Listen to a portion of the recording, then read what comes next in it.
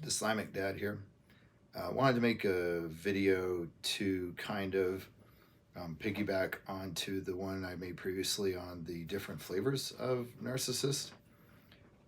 One aspect that I forgot to touch on was kind of going in deeper into the criteria of the traits and behavior of the narcissist for the purpose of diagnosing someone as a narcissist.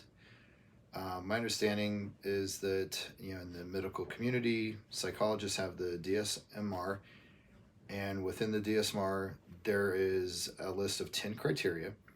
And if a person meets five, I think, out of the 10 criteria, then they can be diagnosed as a narcissist.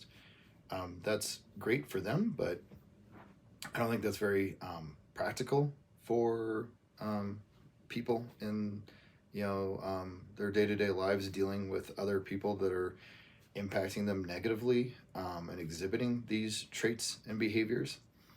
And so what I wanted to kind of touch on and explain is that narcissism is not an either or. It's not a black and white issue. Narcissism exists on a spectrum.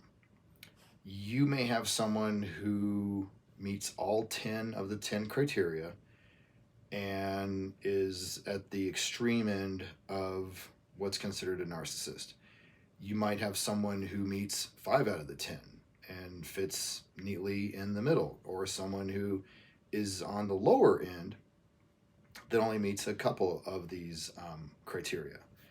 Additionally, you may have someone who meets, say, these 5 out of the 10 criteria to be considered a narcissist, and someone else who meets these other 5 totally separate set of criteria to be a narcissist, and they're both considered narcissists.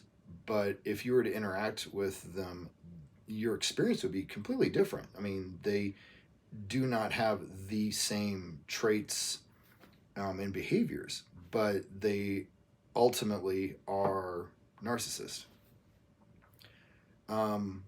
Also, with my purpose in making these videos is to hopefully educate people who are dealing with experiences with narcissists in their own life, either currently or in the past.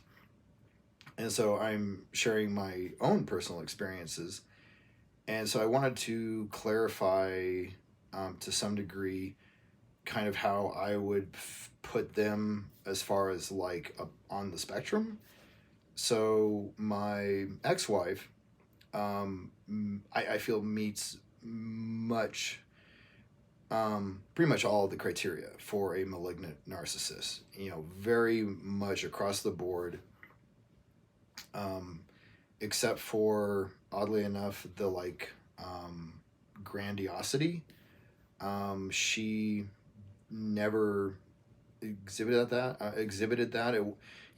Being perceived as being better than other people was never on my ex-wife's list of concerns. She wanted to have control, and that was kind of her addiction, was being able to have that sense of power.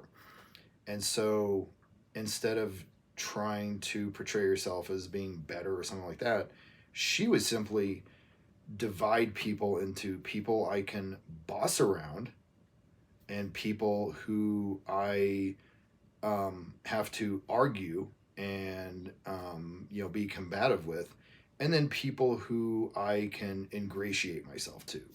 So if you were like the head of the company, she would ingratiate herself to you.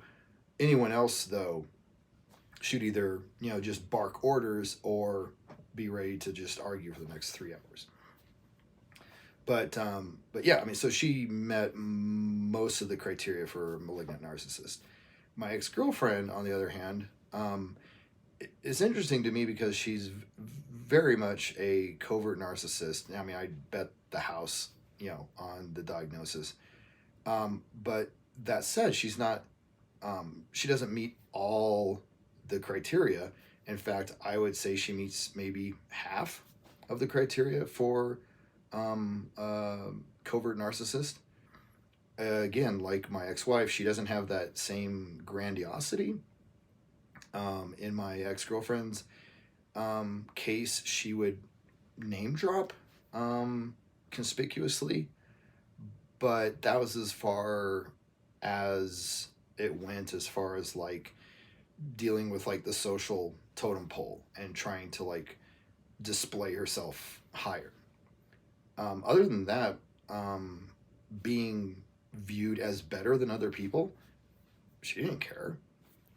She wanted attention, and she wanted, in the best way to get attention in her experience was by being a professional victim and just perpetually getting sympathy. I mean, she liked other forms of attention too, but that was kind of her bread and butter. And so you in her case, she didn't need to say, "Oh, I'm better than you," or "I'm better than these other people," because that wasn't the goal at all. It was to be in the spotlight by getting attention and sympathy. And so, anyways, well, my point was just with like my ex-girlfriend is that some of the traits that she exhibited that fall into the category of covert narcissist, she really embodied strongly. Like I just said, like the professional victim, not no empathy, the addiction to attention. Some of these things just drove her life. I mean, basically from the time she woke up till she went to bed. But some of these other facets, like the grandiose thinking, and stuff like that, bragging, just never were part of that. So, anyways, I just wanted to kind of touch and clarify on that. Narcissists, no two narcissists are the same. They're going to have different traits and behaviors, but many of them will have many of those in common. And also that narcissism exists upon a spectrum, and that you might have someone who meets all the criteria for whatever flavor of narcissism, and then you might have people that meet half the criteria, or in like my case, you might have someone who meets a large number of the criteria, but not all, but meets them so strongly that it's very obvious that it's the proper way to categorize them. So hopefully this will be helpful. Bye.